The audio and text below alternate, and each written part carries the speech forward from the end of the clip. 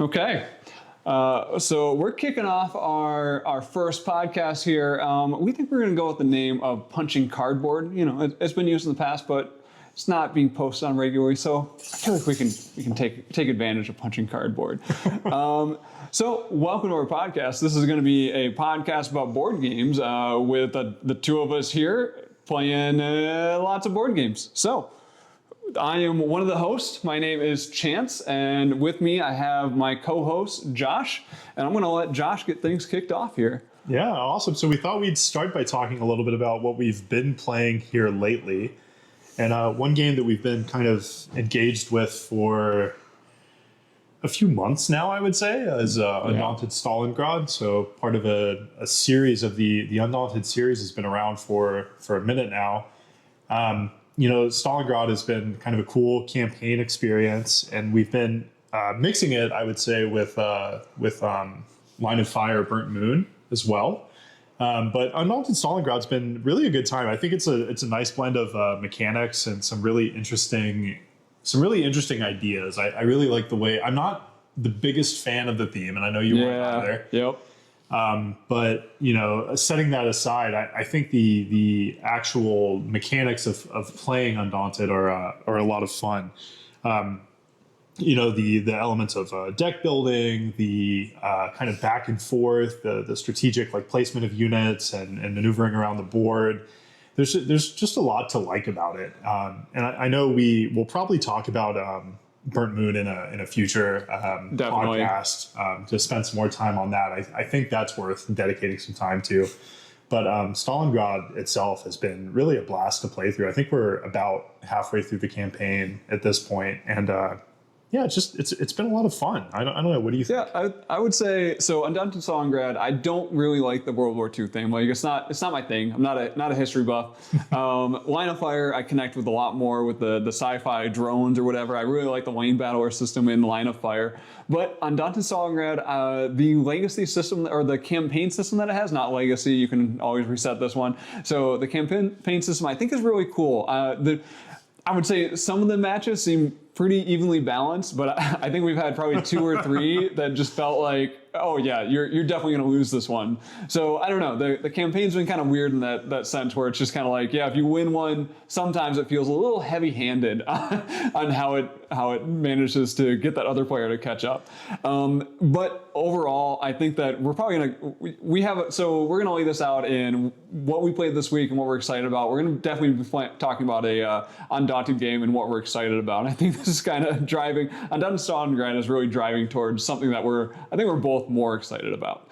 But overall, I do think this has been a nice campaign game, especially for 2 players. I really like this system. I love the initiative system where you get 4 cards at the beginning of your turn, then you play one of them as your initiative card, and usually that, like if you play a more powerful card as your initiative, like you're losing the opportunity to use that card, but you're also gaining the advantage of taking that first turn, which is it's just absolutely critical in this game. So I'm really enjoying Undaunted. Anything else to say on that game or moving on? Yeah, the initiative system is really neat. I think Chance has sort of shifted the way he's been playing it more recently and sort of like more aggressively going for initiative, both in Stalingrad and in Burnt Moon. Definitely. But I think he's been seeing that pay dividends, and I would agree that some of the scenario, I don't know how much replayability it has. The scenarios seem to kind of mirror one another, where you know one faction, the Soviets or the Germans, might win one battle, and then the other is sort of tilted in the favor of the other faction. So it does occasionally swing pretty far in terms of like tilting the scales in favor of one player over the other. But you know, overall, I think really a good time. I'm looking forward to finishing out our campaign. So yeah, that's been a good one. And I think we'll talk a bit later about like Callisto and sort of what we're looking forward to with that. But yeah, lots of fun with Stalingrad. Yeah, no, agreed. So yeah, let's move on to our next game that we played in this last week here. And this is going to be Decorum. So this is a complete shift, not a World War II theme anymore. This is a game about, let's say, relationships. Essentially, we've only played it at 2 players. It can play at 3 and 4 players, but honestly, I don't really see the point of playing at 3 and 4 players. I kind of want to give it a shot to see how it kind of plays out, to see if that's even a functional game mode.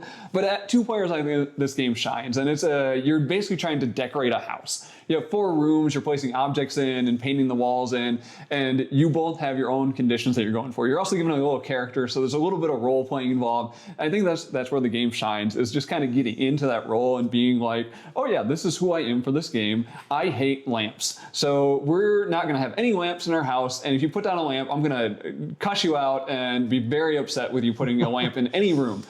So that's really the idea, and I think this one lands a bit better if you've, to be honest, if you've shared a space with another person, if you've been in a relationship, if you've dealt with these type of issues before, and it's like, oh yeah, we just got done redecorating our living room in my house, and yeah, with my wife, I've been through the situation, be like, I hate that coffee table. I don't want to have that coffee table, so no, I don't want that coffee table in my room. So Decorum for me kind of lands directly in that kind of conflict I've dealt with in real life, but kind of makes light of the situation and makes it just entertaining. Now, I will mention that the deduction puzzle seems nearly impossible in the beginning, and as we played it a bit more, I feel like we've gotten a little bit more used to the system, and we've kind of been able to deduce things a little bit better, and we've won our probably 2 out of the last 3 games we played, we actually managed to complete. The scenario system is kind of neat, but it is something that I don't feel like you would ever revisit a scenario. So it's kind of like a one and done. If you fail the scenario, you're probably just going to move on. If you win the scenario, you're just going to move on. So you get a kind of a fixed play count out of this game. So yeah, I don't know. What do you think, Josh? Yeah, it feels a little bit like a legacy game in that respect, Yeah. where you know, I don't really see myself playing it again. Maybe to introduce it to someone new, but not just for the sake of, I wouldn't replay it with the same person. But overall, I think it's one I really enjoy. I like the aspect of you know, sort of like deduction and sort of trying to understand what the other person is trying to accomplish. And it varies a lot from scenario to scenario, and it really does a nice job of kind of introducing you with some very simple scenarios, and then kind of ramping up the difficulty from there. We definitely hit a point very early on that felt like, oh man, like this is getting tough. Like I don't, you know, I let's just say there's 20 scenarios or something like that, and you know, we hit scenario 5 or something, and suddenly there was this big spike in difficulty. So yeah, it was really interesting to see kind of that aspect of things. But like Chance said, we've adapted and kind of made our way through that. You know, I think the role play element is a lot of fun if you can really, like, if you see yourself kind of getting in the spirit of the game with someone and kind of inhabiting the 2 characters, or you know, potentially, as we mentioned, you can play with 3 or 4. But playing with the characters that you're assigned, you know, there's really a lot to kind of explore there, and some of them are really interesting. You know, like there's the one we played most recently was sort of like a Devil Wears Prada scenario, where I think Chance was like a fashion mogul, and my character was sort of like an unpaid intern or assistant or something like that, and you're kind of like working together to cohabitate and figure out what's going to work for one another. So really worth a look if you're into deduction, if you play a lot of 2-player games. Like we said, we haven't played it with 3 or 4 yet, but are hoping to give that a shot at some point just to see kind of what it's all about. But I think 2 is probably going to be your ideal player count there. But well worth a shot. I rate it very, very highly personally. I know Chance does as well. Yeah. So yeah, definitely check that out if you see it. I know our friendly local game store definitely has it available online. Yeah. Decorum, yep. I give it 2 thumbs way up. Same here, 2 thumbs up. I wasn't sure about it, but the role play plus the deduction, I think it's super entertaining. Yeah, even if we don't win, I still have a great time with it. It's a nice palate cleanser too, you know, yeah. To play between games or when you're kind of winding down for the night. Like play something heavy and then follow up with Decorum. Yeah, great. Yeah, and I'll say we're excited. We have the Moving Out expansion, which introduces some pretty wacky mechanics. I've only punched it. I haven't played it yet, but you know, in the spirit of the Punch and Cardboard podcast, you know, I've seen some UFOs. I've seen some moving trucks. I've seen some interesting vehicles, a limousine. So looking forward to playing the expansion as well. Cool. And yeah, so I think that's going to do it for Decorum. Let's do a quick note on a campaign that we just started recently. So yeah, so we finally got started with Arcs, which has been kind of all over the place in terms of like just popping up everywhere. It's like a game everybody needs to play, like the new hotness over this past 6 to 9 months, I'd say. You know, finally got the chance to play the base game, which I definitely recommend before playing Blighted Reach. Yeah, I would absolutely not encourage anyone to just jump into Blighted Reach without having played the Arcs base game. But we played the base game with a friend. We played at 3, which is I think a good player count for ARCs. I'd say like in that 3 to 4 ideal range. 3 is probably best. Yeah, I played it at 4 and it gets a little too tight, a little too restrictive. I don't know. 3 felt like it was the better player count to me. 3 felt good to me. 4 I could see being a lot to kind of process.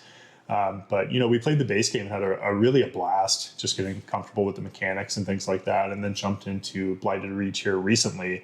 And Blighted Reach, I mean, I don't know how you feel, but to me it was just like phenomenal. I thought it was really exciting. There was a lot. It was a learning game for us, just being the first game, and sort of, if you're not familiar, Blighted Reach is sort of this campaign expansion that introduces 3 acts or 3 arcs, 2 arcs of a campaign where you take on these different fates, which are kind of like factions and things like that. And you can either stick with one faction through all 3 acts, or you can kind of hop between them as you kind of depending on how you perform. But I had a really fun time just kind of like seeing the different fates and understanding like their mechanisms, and they're all very different and have different goals. So I thought it was really exciting. I had a blast playing. It was a little slow for the first game, just learning rules and things like that. And there's a lot of like nuance. It's weighted, I think, in the 4s on Board Game Geek and weight in terms of weight. And I would say to some degree, the base game is pretty straightforward. But Chance and I had a conversation where we talked about kind of the weight of the game, and I think what I said was something along the lines of, it's really easy to play. It's really hard to play well. Yes. So getting a grasp of those mechanics is not that hard. It's sort of like a trick taker, where your card play dictates what you can actually do. And from that perspective, super simple, easy to get into. But when you want to start like thinking about like the bigger picture and actually winning and things like that, it gets very, very tactical and very a lot more complicated, but in a good way. This is a good segue into my approach to arcs, and my approach is to just have 0 points for most of the game and then score all my points in the last round. Let me tell you, not a winning strategy, but that's been how I've played it the last 2 games. Generally, I'm at 0 for the majority of the game, and I do think that arcs it is such an interesting design. And also, I'm just going to call another creator out there. This is no pun included. He did a very long form video on arcs, and I think it's just phenomenal. He talks about kind of the story structure and talks about kind of how the game was developed and structured around this 3-arc campaign system. I think it's just absolutely fascinating, and that brought me into the game a bit more by actually watching that video. I would say those fates that you draw and the fact that you have kind of these different goals you're going for over that 3-arc campaign in Blighted Reach, that has brought me into arcs more than kind of the base game did. I would say the base game I still really enjoyed. I enjoyed just there's a ton of tension, a bunch of, I would say, very restrictive on what you can do. It is a very tight game, and just it feels very limited, I would say, the first time I played it. So like the second time I played it, I felt like I had a better idea of it, but it still felt restrictive, but I started to enjoy that tension a bit more. And then on this third play where I actually got into the campaign and everything, I had 2 different goals I was going for. Like it was either I go for the points or I try to advance my fate progress marker and try to achieve my story that my civilization is doing. I've had just a really fun time just trying to make those things work, even though I do feel like I'm not good at arcs. I don't know, but maybe I'll change over the course of the campaign. We'll see. I do still really enjoy playing this one. I feel like one play is not enough to do the game justice, which is unfortunate in our hobby because people are trying to jump between new games all the time. I feel like arcs just needs more plays to kind of get into that system and to understand that gameplay a bit more. So, yeah. Yeah, I would say base arcs is really cool, but it almost feels like just training to get you in the mode to play Blighted Reach, which I would say is just like that much better. Blighted Reach for me is like a 9 or a 10 out of 10. Yep. And that's only having played one game, so I may be a little hyperbolic here. But, I would rate it quite highly, and I would say base arcs is really just kind of getting you in the mode to actually play Blighted Reach, which is neat. And even base arcs, I would rate quite highly. I think, like Chance said, it's still super fun. Still really good. I love exploring the different factions and fates that are available. I think even at the end of our first game of Blighted Reach, I achieved my objective. So you're essentially able to continue on with the same faction or fate that you were with. But just in the interest of like exploring what else was out there and seeing what other sort of like races and mechanics I could interact with. I actually switched groups there, or switched fates at the end of that play. I think 2 of our 3 ended up switching. I was the only one that saved my fate. Even though I was in last place, I managed to achieve my story goal. So that's important to me. So really good. There's a ton of videos and stuff out there on Blighted Reach and on Arcs. So I recommend just like checking that out. If if it sounds like it's up your alley, I would say like take the plunge and go for it. If you're a little more hesitant, like base Arcs is a lot of fun to play, and you might be able to catch it at like a con or your local game store. Just kind of like feel that out and see what you think about like the actual mechanics and the base game, and kind of go from there. But I'm a huge fan of Blighted Reach personally. Yeah, and I agree with that. But now let's move on to our next game that we played. That we just got done playing this one, and I was blown away with this because I really, really enjoyed it. As Josh knows, I've been on a bit of a Genofelli kick. We played Cosmic Frog once. I felt like 50% of the people that played the game really enjoyed it. The other 50%, not so much. And I think that's probably going to be true of Genofelli in general. So, but this one that we just played was a 2-player only game called The Mirroring of Mary King. This is something I would not have heard of unless I kind of looked up Genofelli as a designer. Like if I looked up what else she has actually created.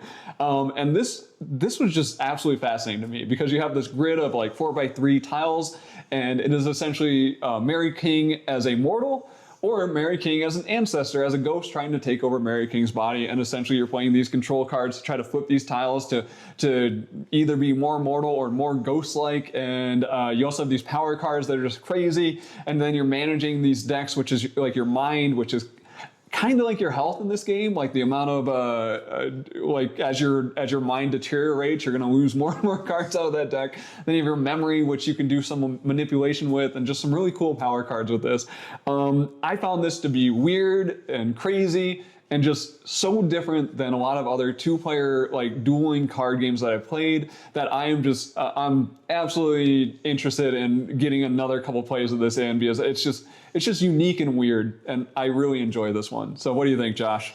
Yeah, I had a great time with this one. Also, you mentioned maybe 50% of the people who played Cosmic Frog really enjoyed it. I count myself among those people. I thought Cosmic Frog was phenomenal. I'm looking forward to getting some more plays of that in here in the near future.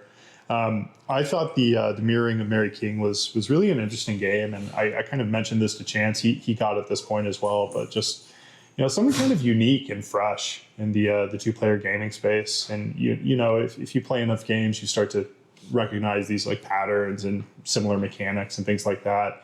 I would say every now and then Chance will surprise me with something like the Mirroring of Mary King, where it's like, where did this come from? Like, this is entirely new to me.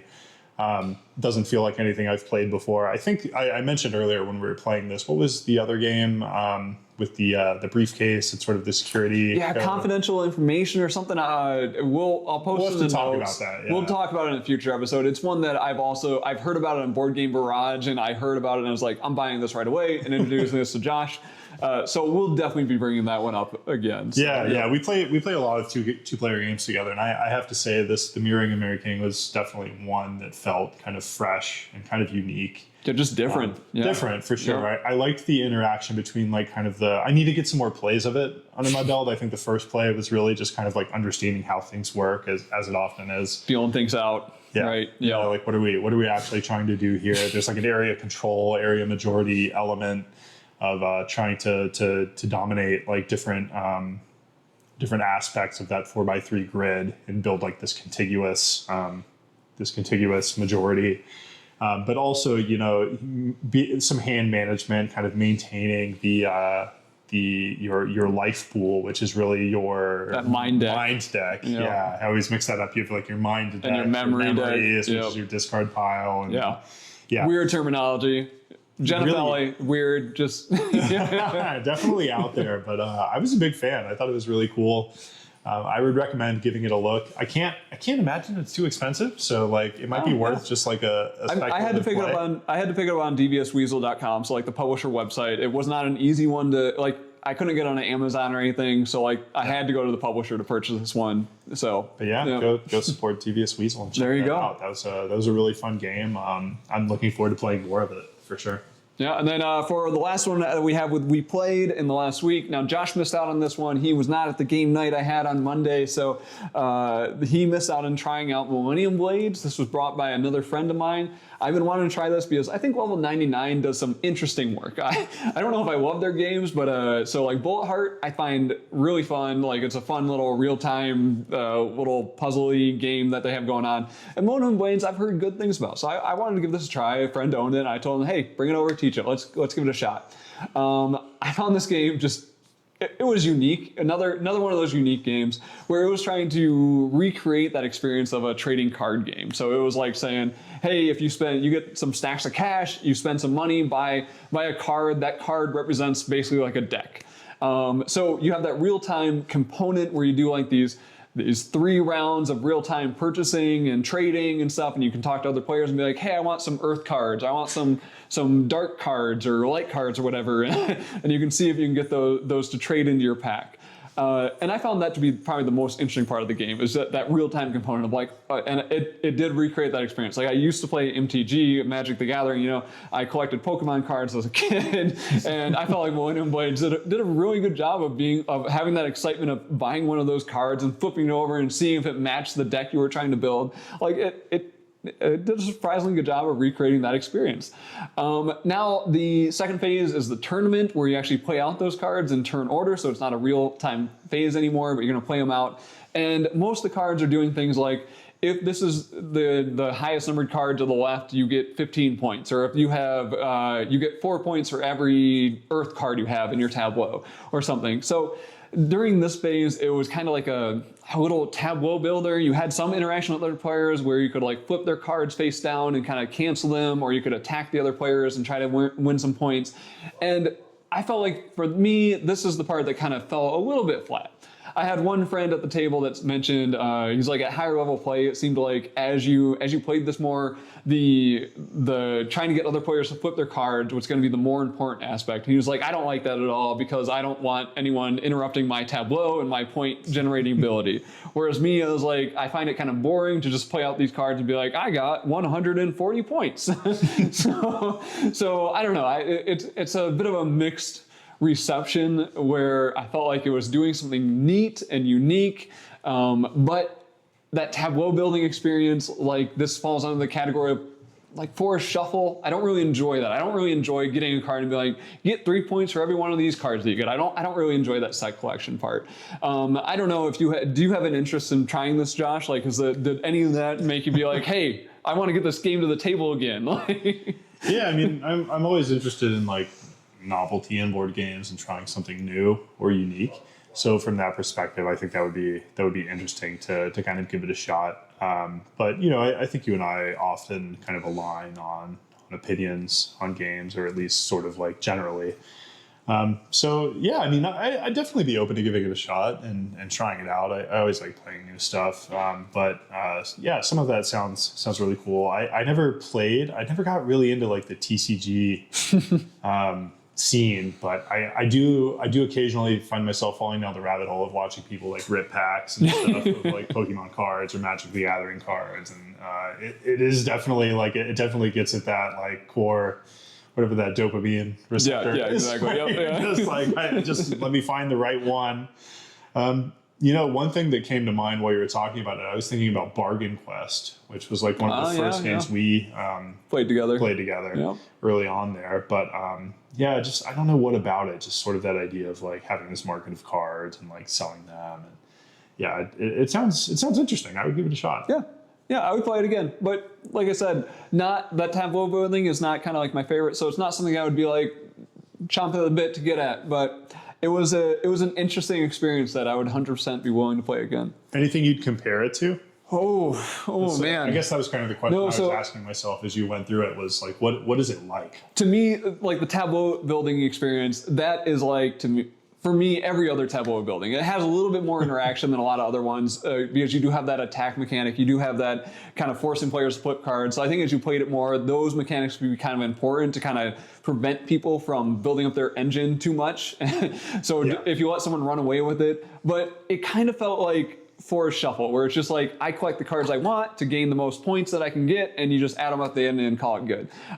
So to me, that tableau portion, it didn't stand out in any way. Maybe that interaction, Not a little enough bit, interaction, yeah. a little solitary. Yeah, experience. exactly. I wish they would have leaned into that interaction more. But the card building, that buying a pack and seeing if it's the card you wanted, like. Yeah, it's always fun. Don even so one of the people I was playing with, he even mentioned it. He's like, "Oh, I think Chance is loving this," and I'm like, "Yeah, I am. Like, this is great. I freaking love buying cards and seeing if I got what I wanted." Everybody likes opening a pack of cards. Listen to Balatro, yeah. Yep. Yeah. So yeah, that's what I'd call out about it. Yeah. Awesome. Okay, so that's gonna do it for We played more games, so we're gonna talk about those. But we gotta move on. We gotta get on to our next section. So we're gonna just dive into we're gonna do a feature at the end here. So don't worry, we got a big talk at the end here. Now, but first up, we're gonna just kind of rapid fire here. What are we excited about getting to the table? Because that matters. There's some games that are on our shelves that we're like, hey, I want to get this out. We're probably not going to get on the next week, maybe the next month or two. So let's kick this off. Josh, what are you excited to get to the table? Yeah, I think a big one that we've kind of already touched on or mentioned a little bit at the outset, and that's how excited we are to get it to the table, is Undaunted. Let me get the full name out correctly. I believe it's Undaunted 2200 Callisto. That sounds right. Is that correct? That sounds right. That sounds correct. Somebody can correct me. There's probably a colon in there somewhere, right? In the comments, somebody can get me if I'm wrong. But kind of taking that Undaunted formula and kind of as we touched on earlier, Stalingrad is a lot of fun. Neither of us are the biggest World War II theme fans. So I think the prospect of playing Callisto, I'll just call it Callisto, but Undaunted 2200 Callisto, is that we kind of get to explore this sci-fi theme that's maybe a little bit more near and dear to our hearts. I was reading about mechs, I was reading about replayability and sort of like the scenarios, and just like it really drew me in. This is going to be kind of like late news for everyone listening to this, but Osprey Games, the publisher, had a really nice sale with like free shipping on this game, so I was able to get it at like a very good price, which was always nice. So that's when we're really excited to table, and we often joke, we try to get in like 2 or 3 rounds of Undaunted Stalingrad, and we always joke about, that's like 2 or 3 games closer to getting Callisto to the table, right? It's like that's really the goal here. I love Stalingrad. I don't think it's a bad game by any means. I think it's a lot of fun. It's just that the appeal of that theme of Callisto, I think for both of us, is just kind of like, man, I would really like to play that. Yep. And probably the same, we said earlier we would talk more about Burnt Moon in the future, but Burnt Moon as well is sort of like a lane battler version of Undaunted is a lot of fun as well. I don't know what your thoughts on Callisto are. No, same for me. It's like I am not a mechanics first gamer. I need a mix of theme and mechanics. Like I require both of them for me to enjoy a game. And Undaunted Stalingrad falls into that category where I don't have a strong connection to the theme, but the mechanics are so good. Like it is such a good system with that deck building and the recruiting mechanic and that initiative mechanic.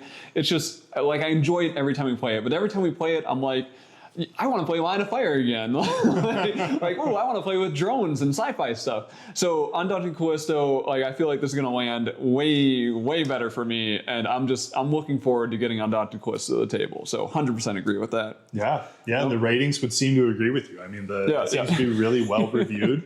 Burnt Moon, again, I feel like I keep saying this. We're going to talk about it in the future, but Burnt Moon, really both of us love. I don't want to speak for you, but really just like a fantastic game, and I'd recommend checking out. I've been kind of keeping an eye on the ratings on BGG, other places, and the reception seems to be like pretty lukewarm for Burnt Moon. Yeah. But I think it's so good. It's probably my favorite lane battler. If I were to rate my top 2-player games, like it's up there in the top 10 at least, if not the top 5. Really in top 10 games in general, like Burnt Moon is quite worth the look. And again, at like a pretty reasonable price point, $20, $30 on Amazon or at your friendly local game store. Definitely check that one out. Oh yeah, of course agree. Can't wait to play it. Next one, I'm trying to get to the table. We're going to see. I might get to the table on Monday. So we're recording this on Saturday. Maybe 2 days from now, I'll get a play of this game in. This is going to be Molly House. So Molly House is a game that has delivered to backers in the last, I want to say like 2 months or so. I've had it for a little while. I keep trying to bring it out, but honestly, I keep trying to learn the rules and Whirly Games rule books. I own Pax Pamir, and for some reason, the way they lay out their rule books, I just find just impossible to comprehend. I read them and I'm like, this doesn't make any sense. I read it again and I'm like, this doesn't make any sense. So I'm on about my third read through of Molly House. I don't know if it's just me or something, but for some reason, I just can't process the rule book. I finally read it on this third time and I'm like, I think this makes sense. So I'm pretty sure I'm going to get to this table, but this is just such an interesting theme. It's a queer culture in like the 1700s in London or something. And you have this case where all players can actually lose if all the Molly houses get shut down by investigations and stuff. Or if you let the queer culture thrive and you guys all kind of succeed, but whoever has the most joy at the end of the game like wins the game. So it has this cool like everyone can lose condition. It has this interesting informant condition where maybe if you're trying to like protect your own identity, you become an informant, and just even though you know that's going to hurt the culture, but you're like, I need to survive. So I read a review on BGG from someone like that is actually queer. I am not queer, so I don't understand this experience directly, but reading it from someone else, they talked about how, yeah, this kind of like brought out that experience for them because it was like saying, oh, hey, maybe I need to hide my identity by kind of harming my community a little bit, but to protect myself in this way. And I just find it kind of an absolutely interesting theme that I am excited to explore and experience for myself. So yeah, I'm excited to get Molly House to the table. Josh, do you have any thoughts on this one? Yeah, I mean, I think you hit on a lot of the same points I would there, where just like there's a lot of really interesting. Like I talked earlier about appreciating sort of like uniqueness in games, and as far as like theme goes, does it, that this has got to be like near the top. It's just sort of like something really interesting and like really rich to dive into from a like storytelling perspective and from just like understanding experiences perspective. Sounds like a lot of fun. I'm just excited to explore it. I haven't played a ton of Cole Whirly games, but Molly House and Pax Pamir have been like high on my list for a while. A lot of the things Chance touched on there, shared win and loss conditions, sort of like needing to sort of work together, but maybe not totally. That's a mechanic I really love. And I think we're going to talk about some sort of semi-co-op later. But, I find myself wanting to play more of those types of games where you're sort of cooperating. It's sort of an uneasy alliance. You can break it at any time. You might... I don't want to pretend to be like super informed on the rules and things like that and all the minutia, but just like hearing Chance describe it, I think it sounds like really exciting, and it's a game I've been looking forward to playing for a while. I know we've been trying to table it, so yeah, that's one I'm definitely looking forward to.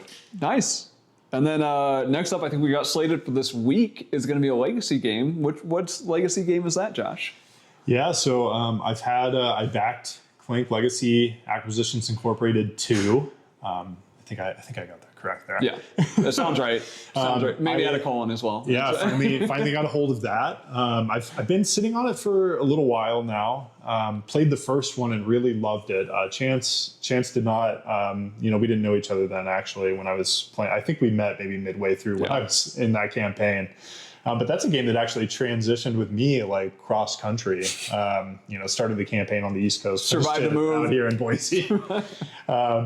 But the first one is just like such a joy to play. I love the mix of like deck building and the humor that's in the legacy game. Sort of the commentary on office culture and like capitalism and all these things. It's just very fun. It's very like lighthearted. And we actually had the chance to play Clank Catacombs in the past couple weeks. I think last week. Yeah, and had a fantastic time with that as well. If you haven't played that, I mean, I actually backed the Kickstarter for I went all in on the expansions and the metallic cubes and all that. Probably spent a little bit too much. You need the metallic cubes. You have to have metallic cubes. Otherwise, what are you doing? You know? But yeah, like kind of comparing and contrasting Catacombs and the Legacy version, I think there's the Legacy version is a little more story driven. You kind of have cards that evolve with you as you play. I really like the Mad Lib style, kind of like writing effects and things and sharpieing that in on the card.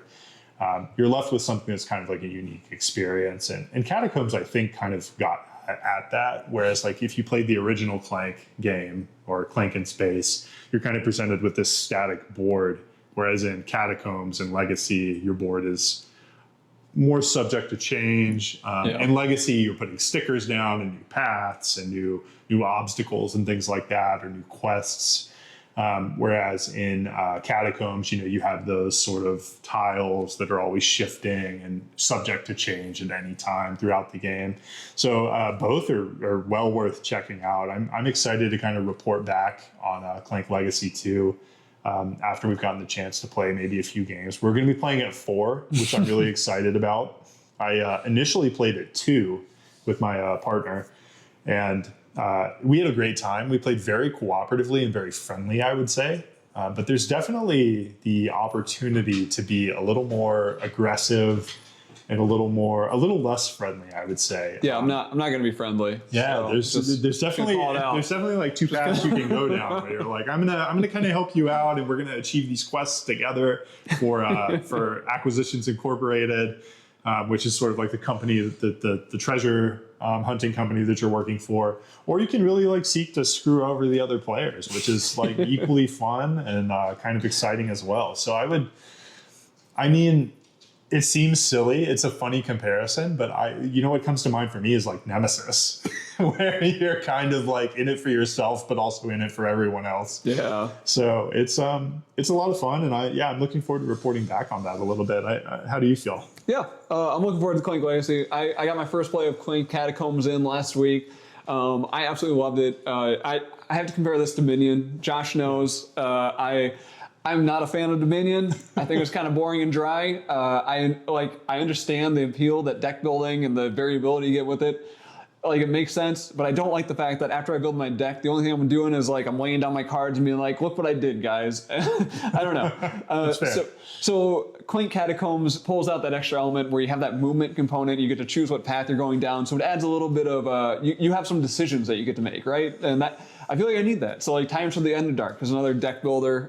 This is going to be an area majority deck builder game. And I feel like just adding that extra element with the deck building is what I need to enjoy a deck builder. And that's why I enjoy Clank Catacombs. It added this little extra dimension. It added this movement puzzle down there where you're moving and trying to decide when to collect artifacts or what direction to go or whatever. And I felt like it was great. I absolutely loved it. I want to play it again. So I'm looking forward to this legacy version of Clank. And yeah, because, I work in a corporate job, I feel like the corporate humor is going to land really, really well. Maybe too well. It will. Yeah, maybe. Some of the cubes, I think they're ghosts or something in Clank Catacombs. Yeah. They're referred to as like interns. Oh, great. In the legacy version. So lots of good humor there. Cool. Okay, so that's what we got on deck to be played. We are nearing our feature, but before we get started with our feature, we want to do a little quick section on just some crowdfunding call-outs because we are degenerate board gamers and we buy too many games and we enjoy looking at these crowdfunding campaigns and, of course, going for the all-in pledges because you need things like metallic cubes. Like, how is the game going to be good if you don't have metallic cubes, right? Gotta have your sleeves. Yeah, yeah. So we want to touch on some of these crowdfunding ones that we are interested in and that we are backing, or we have strong opinions on. One of those is going to come up. So starting off, I got 2 on my list that I want to mention really quick, and this is going to be starting off with Satchel Quest. So Satchel Quest, you've probably seen promoed on BGG. It's like number 1 on the crowdfunding right now.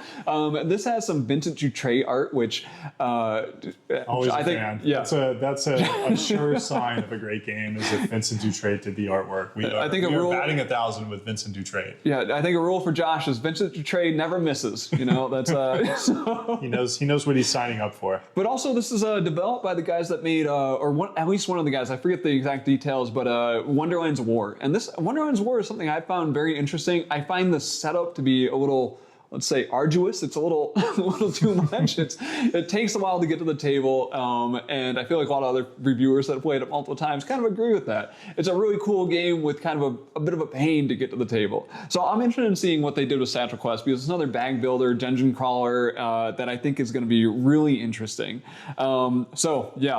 Any other just comments on Satchel Quest before I move on to my second here? Yeah, Satchel Quest, Chance messaged me about Satchel Quest and kind of backing that, and I hadn't heard of it, but I took a look at it and I was immediately kind of drawn in. Obviously, like we talked about, I love Vincent Dutrait, great artist. I tend to love games that he's done the artwork for whatever reason. Yeah, we got Tribes of the Wind, which was great. Tribes of the Wind is amazing. Yep. Whale Riders, Treasure Island. Yeah, a lot of good stuff. Yep. Other things that kind of drew me in there were like the dungeon crawling element and the bag building. I feel like bag building is an underexplored mechanic where I've played Orleans, which I loved. I've backed Lightning Train, which I'm really looking forward to. Just bag building in general. With when I saw that as a mechanic listed with Satchel Quest, that's one that always kind of like grabs me. So I would say bag building. I would say one versus many, or asymmetric play. Yeah. Those are all things that kind of like pique my interest, I would say, when I'm looking at Kickstarters and GameFound and things like that. That is a surefire way to grab my attention, and Satchel Quest definitely did that. So I'm looking forward to playing that and kind of learning some more about it. Yeah, nope. So hopefully that'll arrive sometime within the next 1 to 5 years. We'll see, and we'll talk about it again. So next up that I wanted to mention was Camp Grizzly. So this one is a reprint campaign of an older game that I had never heard about until I saw this Kickstarter, and I love it. So as Josh has mentioned, both of us are kind of fans of that chaotic experience. Kind of, we're okay with games that kind of take control away from you and just kind of are like, hey, you're along for the ride. Thunder Road. Yeah. Yep. So to me, this falls in the camp of something that I'm interested in. And I'm going to tell you what made me back this campaign. I think I was reading Dan Thoreau, great writer on VGG with his board game reviews. And I was reading, he talked about these cards called the Fooling Around cards. And he mentioned that like one of these, you flip it over and two of the camp counselors, they go out skinny dipping in the lake. They drop all their gear. And it's kind of like that thing where in a horror movie, you're like, why are you doing this? This is stupid. Don't do that. Like there's a murderer on the loose. So why are you going into the lake? so it's that thing where, maybe you don't have total control of how the game plays out. But to me, it just sounds absolutely entertaining. This campy horror style game.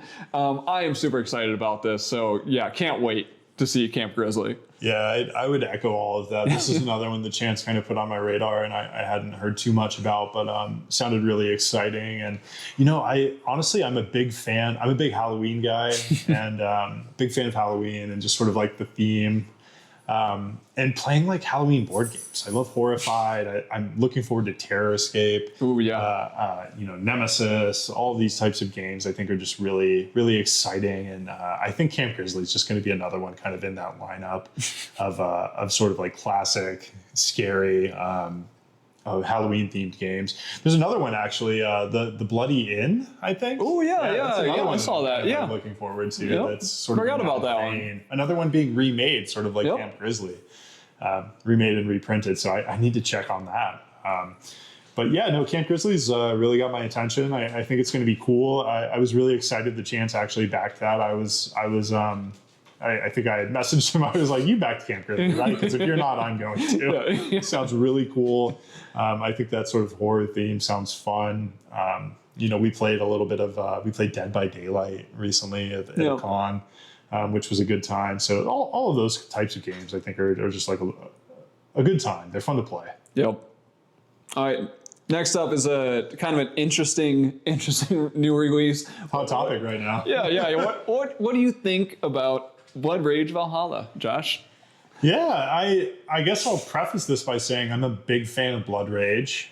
Chance owns it along with I think most, if not all, of the Ankh expansions and then the other. Eric Lang. Yeah, we played all three of them now, so we got the trilogy under our belt. Have done the trilogy at least a couple times, aside from Rising Sun, which I think I've only played once. Really enjoy all of those. I'm a big fan of Eric Lang and his designs. Blood Rage, for me, probably one of my favorites of the Eric Lang trilogy of those, if we're thinking of like Ankh, Blood Rage, and Rising Sun. I personally am a big Ankh fan, so I would probably put Ankh above Blood Rage. But Blood Rage I think is really cool. I think it's a lot of fun to play with like newer board gamers. Yeah. I think it's approachable in a way that Ankh isn't necessarily, and Rising Sun definitely isn't. So yeah, I was kind of interested. I think I messaged Chance when this Blood Rage Valhalla kind of got announced, and then as I followed along, I think a lot of it had to do with sort of CMON selling off all their IP and a lot of their IPs. That's a whole nother topic. Yeah, that's a whole. We could spend another hour just talking about that. So yeah, I mean, I don't know what to make of it, to be honest. I'm very happy with Blood Rage, and I haven't seen anything that makes me think, this really merits buying if you have Blood Rage. Yeah. Maybe if you haven't played Blood Rage before or don't have it and it's just something you're interested in or have heard about, it might merit some more like research and a little more like discussion. But for me, it just looks like kind of more of the same. Blood Rage is quite good. I rate it really highly. I think I gave it like a 9 out of 10.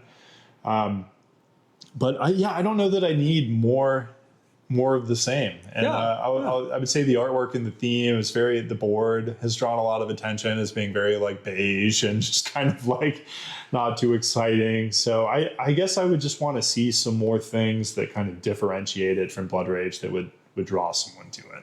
Yeah, there are some changes that I checked out some like a video review on it, and they took away the age deck, so essentially now you have one deck you're drafting from, which I don't know if I enjoy as much because I kind of like the escalation of the ages with those cards. They took away the mechanic where you have a limited number of units unless you upgrade your horn stat or whatever. They now have that as upgrading like the quest point stat or something, so it changes up the dynamics a little bit. And yeah, the map is a little... to be honest, the map looks insanely boring.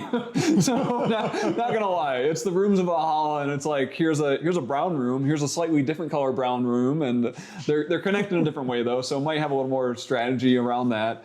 But I do really like just Blood Rage as itself. People talk about the broken Loki strategy and like the chaos and the I don't know. There's some people that talk about the strategy a little too much. I don't know. I enjoy playing Blood Rage just for the chaotic nature of it. I don't go into it and be like, this is my strategy. This is my opening move. Like if I see the Loki card, I'm going to take that one and draft all the Loki cards. I don't know.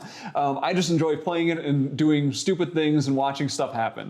So it's one of those games where, if your goal is to win a board game, maybe Blood Rage isn't your jam. But for me, I'm just enjoying the chaos and and experiencing people having fun, seeing crazy combos and crazy things happen during a game.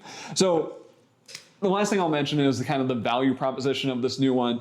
They're charging, I think, $85 for the new version, but shipping is also $20. So that's putting up like $105 for just getting the retail game. And it's going to retail at like $125. And I don't know about you, but I always buy my games on discount. So to me, that's not a huge savings. It's not a great deal. Yeah, so I was like, maybe I'll just wait until this one comes out. Of course, CMON's known for kind of their exclusives being super expensive after they launch their campaign, but Tabletop Tycoon now owns it, so I don't really understand how this is going to play out with those exclusive features. So I don't know. It just doesn't seem like the best value to me. I already own Blood Rage, so I don't like. I almost backed it. I was like, I like Blood Rage so much that I want this, but I was like, I'm gonna pass on it. It's like the Inish thing, yeah. Exactly. Yeah. Yep. Same thing with Inish. Inish did a whole release, and I was like, I love Inish, but do I need the new stuff?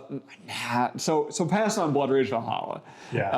Last thing, quick one that I know nothing about. Let's go flip something. I don't know. Flip Voyage. Yeah. So from the producers of Flip Town, which was released to pretty good reviews and was quite a bit of fun. I played it a few times.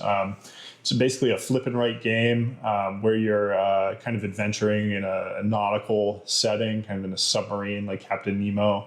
One that really caught my eye is sort of like being a more affordable Kickstarter game. But also a lot of fun. I'm a big fan of the flip and write genre. I like roll and writes as well. But yeah, Flip Voyage looked really, really kind of like piqued my interest, and I had a great time with Flip Town. They're actually, I think, as part of the campaign, they're doing the Flip Town expansion, and you can get like the print and plays of both. I personally was kind of drawn a little bit more to the Flip Voyage theme, that sort of that like Captain Nemo, like nautical theme. I just think it sounds really fun. Things that it reminded me of, I think there were shades of like Western Legends, as weird as it sounds, in Flip Town, with sort of that poker deck of kind of like playing poker and flipping over cards, trying to build hands and things like that, and using that to maneuver your like worker or like characters around the board. Really looking forward to this one. I think pledges just got collected like this past week, so nice. Excited to hearing some more about it and getting it to the table. Yeah. So like I said, I know nothing about this, but Josh, he has like a 90% hit rate for games that I enjoy, except for like Finspan, Except for Finspan. That was a tough one. Even I think Finspan could not leave my collection fast enough. Sorry to any Span enjoyers out there. I respect you. It's they are not for me, and I think not for kids. Yeah, exactly. So if Josh found this game and he's interested, I'm like, let's do it. So that's my opinion on Flip Voyage. All right, so that's going to do it for kind of our very long intro of just talking about some random games. Hopefully you got something out of that, and you may have found something that you're interested in. We're going to move on to our feature, and I'm going to let Josh introduce our feature topic for this episode, for our inaugural, or our first, whatever you want to call it, podcast episode. The very first podcast episode, the very first big discussion. This is one that I see floated around. Do you like how I'm doing that? How I'm kind of like teasing it a little bit? This is one that I see talked about quite a bit on the board game subreddit, on Board Game Geek, various forums and things like that. And that is, when we look at these big two-player asymmetric war games, when we look at Star Wars Rebellion, War of the Ring, Dune, War for Arrakis, kind of where should I start? What should I play? Which one is, they're expensive games, they're big investments. What should I really get into? And, here most recently, I think today what we want to focus on is War of the Ring and Dune, War for Arrakis, both of which are, I believe, developed by the same folks. They have a shared development team. So I don't know if everyone that was involved with War of the Ring was on Dune, War for Arrakis. I have to check that out. But very shared lineage. A lot of shared DNA, a lot of similar mechanics. Games that we've played. I believe we played Dune, War for Arrakis, maybe three or four times. Yeah. War of the Ring, we actually just got in for the first time, maybe 2 weeks ago. Had a great time with both. Really enjoyed them. But yeah, just kind of talking about, both of these, I think for a lot of people, like both of these IPs are really going to appeal to them. Like if you're a Dune fan, you're probably a Lord of the Rings fan, probably a Star Wars fan. We're all nerds here. Let's start with as a gamer, I'm gonna ask you two questions here. Okay. As a gamer, let's just ask them both at once so you understand the premise here. I think I know where you're going to go. As a gamer, which one do you choose? And as a fanatic of an IP, which one would you choose? Yeah, so purely from a gamer's perspective, I'm going to have to give the edge to Dune, War for Arrakis. And I think that's probably a pretty common, I think not too many people would disagree with that. I will say, as somebody who loves War of the Ring and loved my play of it and wants to play more, I think the Dune, War for Arrakis has the advantage of being so much newer. It's had 10 to 15 years of just like board game development to kind of iterate on, and time for it to like think about. If you just dove into like War of the Ring lore and questions, and I get videos recommended on YouTube now all the time of like strategies for the free peoples of Middle Earth, like 50-minute videos, really well thought out on War of the Ring and how to best play a specific faction. I think that Josh was kind enough to send one to me after I lost. So I lost with the three people, and he's like, "Hey, watch this video. Maybe you'll do better next time." How not to suck. So I think it was called How Not to Suck. Yeah. It was super appreciated. Great video. But I guess what I'm getting at, if I was to be like brief with it, is that War for Arrakis had 10 to 15 years of that kind of going on to kind of think about what might I do differently with this game? What might I change? How might I streamline things? And that's ultimately what you're getting, is this really streamlined experience. And as a board gamer, I love Star Wars Rebellion. I love War of the Ring. I do not mind sitting down for 4 to 6 hours of for a nice epic 2-player game day. 2-player game. Yeah. But we played War for Arrakis today. Got in and out in under 2 hours. I won. Thanks for clarifying. As House Atreides, very difficult. Yep. But yeah, I mean, purely from the gamer's perspective, I would say Dune War for Arrakis is just a streamlined version. It's more dynamic. It's got more going for it in a lot of different ways. But, again, I think your second question was sort of, if from the IP perspective, from the maybe like the nerd perspective, which would you rather play? I think I'd be split. I would say if you're a massive Lord of the Rings fan, then I say play that. You're not gonna be disappointed playing War of the Ring. There's a little more time investment involved. It's a little bit clunkier, and I would say that mostly comes down to like card play. I think the cards specifically, and we talked about. Maybe you want to talk about this a bit, but like the card play and I'll dive into that a bit. So I'm kind of with Josh. I would say I think I'm more on the Dune side of things than Josh is, just because I connect more with the Dune theme than War of the Ring theme. I don't have much background with Lord of the Rings. I never read the books. I watched the movies. I enjoyed the movies and everything, but I've always been more of a sci-fi person. And so diving into that, like the mechanics of Dune War for Arrakis, it definitely stands out as just being a more modernized version of War of the Ring. And just getting to what Josh was talking about with those cards, the cards in Dune, I felt like they're cleaner. They're easier to play. They're easier to understand. They're easier to just do something with. Whereas War of the Ring, it definitely showed its age by those cards being just very situational. It was not, you would read the card and be like, I can't do anything with that, so that's useless. Referencing specific locations. Yeah, specific locations. That you may or may not be in. And, it's not a giant deck, but if you don't get the right card at the right time, it's just kind of like sitting there. And it's like, what am I doing with this? Yeah. And then, so some of the other things, so besides that card with being very situational, I felt like War of the Ring was also a lesson on the geography of the Lord of the Rings. Like just figuring out where places were was such a pain, whereas the Dune War for Arrakis map, it is just regions, and it's like this is either desert or plateau or mountain.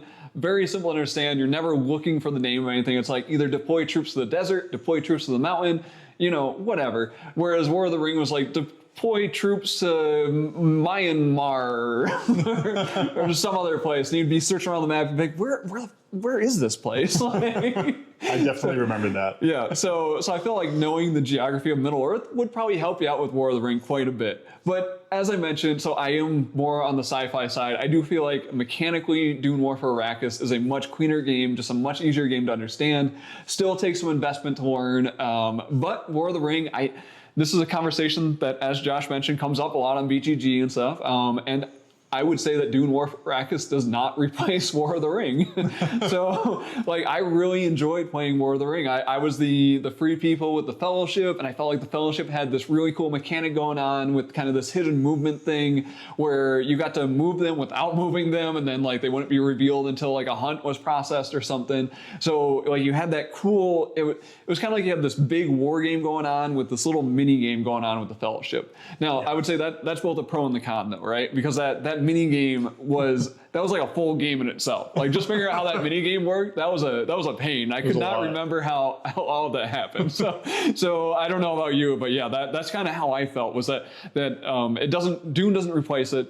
It is a completely different game, it's using some of the same mechanics and everything, but it was definitely a little more clunky, definitely a little harder to process, harder to learn. And that mini game with the ring was it was cool, but it was also hard to remember when things happened. Yeah, I mentioned this to Chance when we played it, but just because it came out so long ago, and really I should mention what we played was War of the Ring 2nd edition. Oh yeah. I would really be interested to see them revisit War of the Ring with a kind of through that lens of having developed War for Arrakis, and just see what they come up with, because I think they're both phenomenal. I think ultimately where I land is that both are worth having.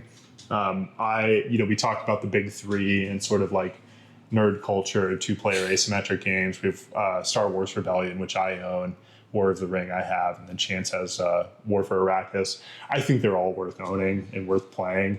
if I were to, if you're approaching this, if you're one of those people that's like, hey, I'm interested in 2-player asymmetric games, I would get War for Arrakis. It's shorter, it's streamlined. If you want to dive into that war game, right? Like Dune War for Arrakis is a great intro to kind of that miniature wargaming style of things, right? So yeah. I would definitely dive into that. But I think all 3 are well worth experiencing and potentially owning. We've been talking about wanting to get Star Wars Rebellion back to the table. So maybe in a future podcast, we'll kind of talk about that and where it fits into the picture. But I will spoil you a little bit. I think it's my favorite. Star Wars Rebellion? Yes. That's topping it out? I think I'm willing to stake my flag there.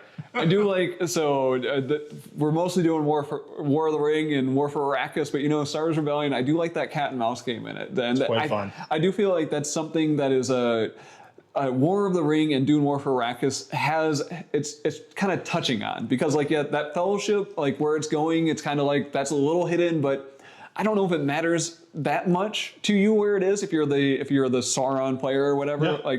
It's kind of you don't really care where it's at. You're just trying to hunt. You're not trying to find it. And then same thing with Dune War for Arrakis. You have those hidden sieges. If you're the Harkonnen player, you're trying to find those sieges that have the higher value to get more victory points or whatever. But it's not really a hide and seek, because those things aren't moving around. You can kind of scout them out and be like, oh, that's a 1. I'm going to ignore that over there. You can scout another one and see, oh, that's a 3. I'm definitely going to go for the 3 because that's worth more victory points to me. Where Star Wars Rebellion, it pulls out that cat and mouse thing where for sure. It's oh, you know where I'm at now. I'm going to play my Rebellion card to be able to move and shift planets and go somewhere else and make it so you have to restart your search all over again.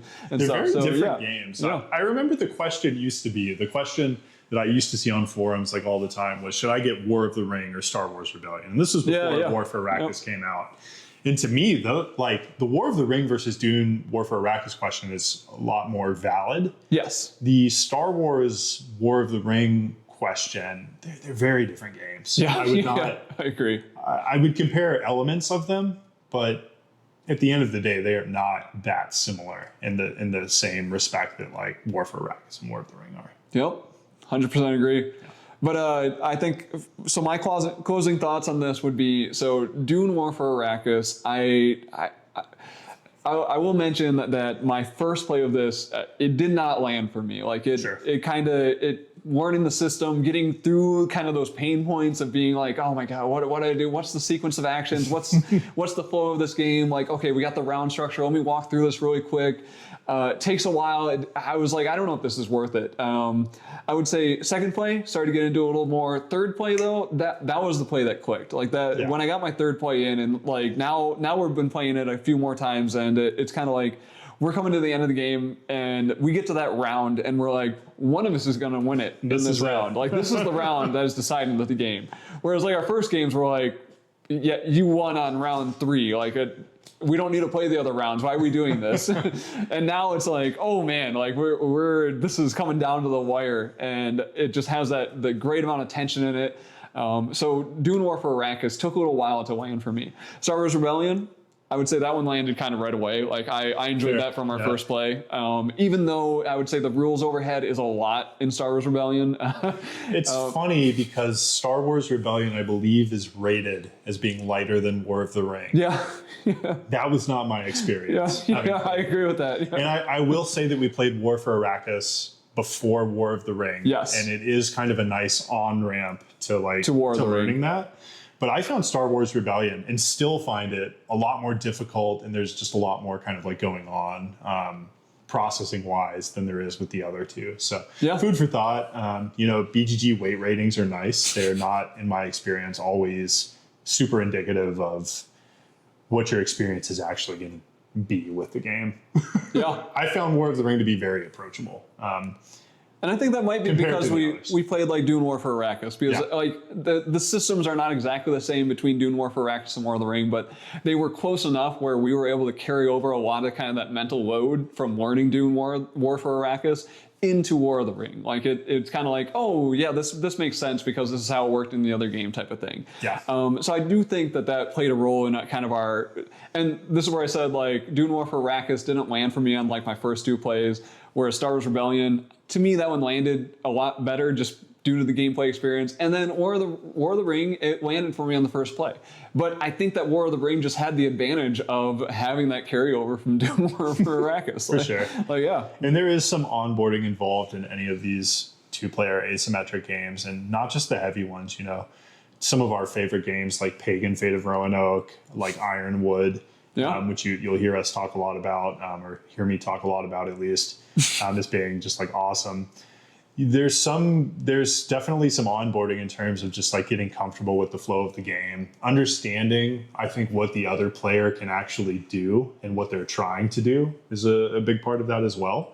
So yeah, I wouldn't knock any of these games for not landing at first. Dune for me is I would rate very highly, even though we had that initial experience where it's just kind of like, what's going on here? Yeah.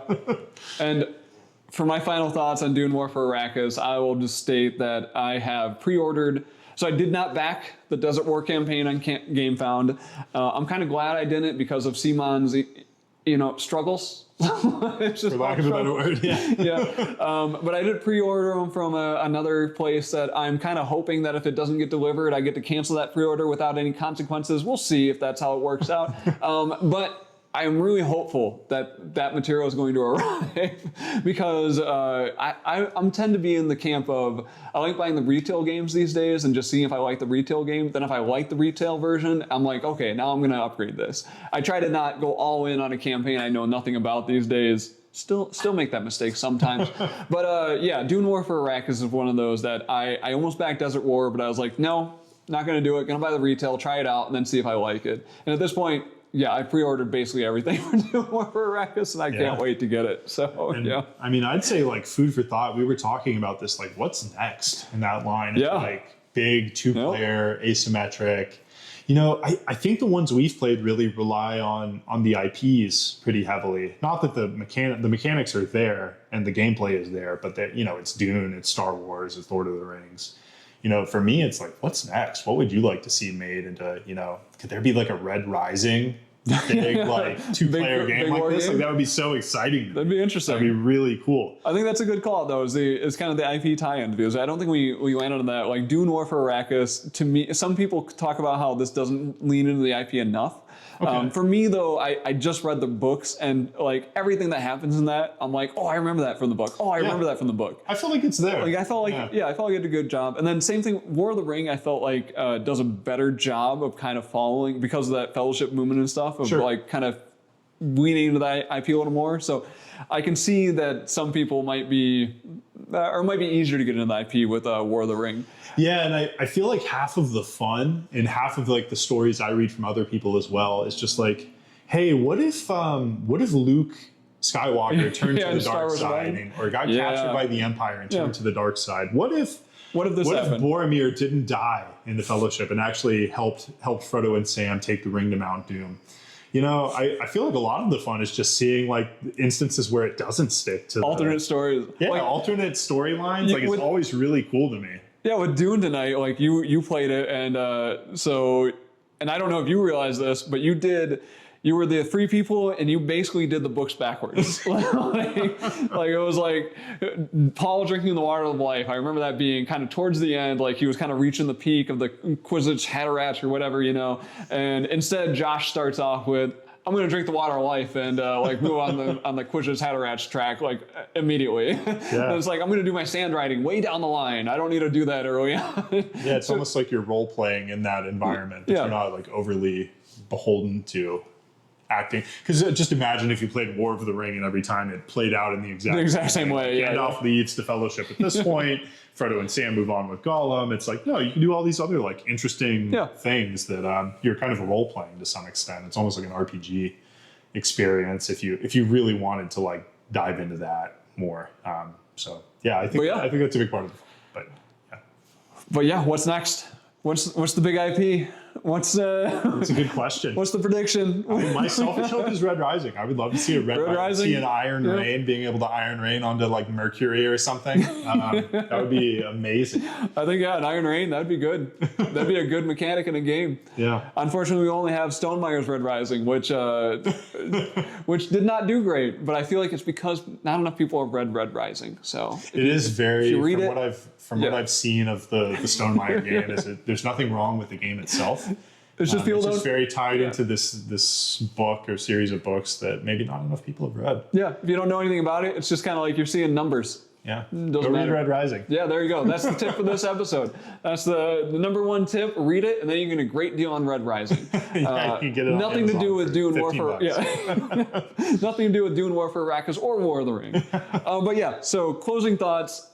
I think both these games are fantastic. War of the Ring, harder to find, so it's kind of one of those ones. If you want to seek it out, I recommend it, especially if you like Lord of the Rings, right? Yeah. Dune Warfare, Arrakis might become hard to find due to CMON. So unfortunately, both of these might be difficult on the secondary market in the near future. So yeah, closing thoughts for you, Josh? Yeah, if you have a good gaming partner that you think would be interested in it, I say absolutely go for it. I think that's the biggest hurdle, is just having somebody who's willing to kind of take the plunge with you and sit down for a long 4-hour game, or in the case of War for Iraq, it's not that long, but having somebody that's willing to kind of take the plunge with you. And I've had folks who aren't even big board gamers reach out and say, Star Wars Rebellion, War of the Ring, Dune War for Iraq, like really love that stuff. Just from being kind of got them into the hobby, which is a funny gateway game, I would say. Yeah. But yeah, definitely check them out. I think they're well worth playing. And we kind of talked about when you might consider one over the other, but I think they're both worth experiencing. Yeah. All right. I think that's going to do it. So that is the end of our first podcast episode, titled tentatively Punching Cardboard. We'll see if we get that posted. But thank you for watching. I appreciate you guys spending your time with us and listening to us blabber on about these board games. Hopefully you got something out of it. Feel free to leave some comments and questions below, or well, I guess in whatever comments this happens to be on. But thanks for listening. Thanks.